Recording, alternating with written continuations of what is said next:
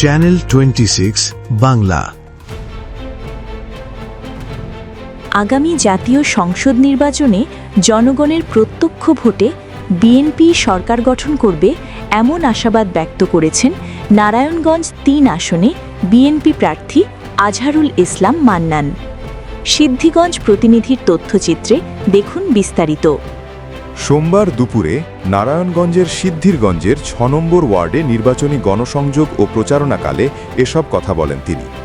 আজহারুল ইসলাম মান্নান বলেন, বিগত ১৭ বছর ধরে দেশের মানুষ ভোটাধিকার থেকে বঞ্চিত। এবার জনগণ নিজের ভোট নিজে দেওয়ার জন্য মুখিয়ে আছে। তিনি আগামী ১২ ফেব্রুয়ারি ধানের শীষ প্রতীকে ভোট দিয়ে দেশনায়ক তারেক রহমানকে দেশ গড়ার সুযোগ দেওয়ার আহ্বান জানান। এর আগে আদমজী জেলা বিএনপির কার্যালয়ে এক নির্বাচনী কর্মী সভা অনুষ্ঠিত হয়। সভায় জেলা বিএনপির আহ্বায়ক অধ্যাপক মামুন মাহমুদ বলেন, নারায়ণগঞ্জ ৩ আসনে ধানের শীষের প্রার্থী দলের পরীক্ষিত ও ত্যাগী নেতা। সকল ভেদাভেদ ভুলে ঐক্যবদ্ধভাবে মাঠে থেকে বিজয় নিশ্চিত করার আহ্বান জানান তিনি।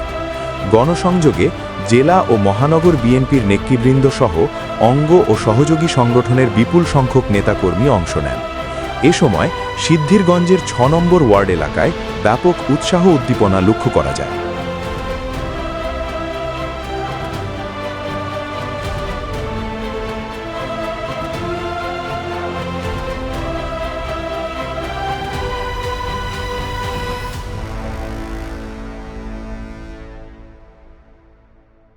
চ্যানেল 26 বাংলা।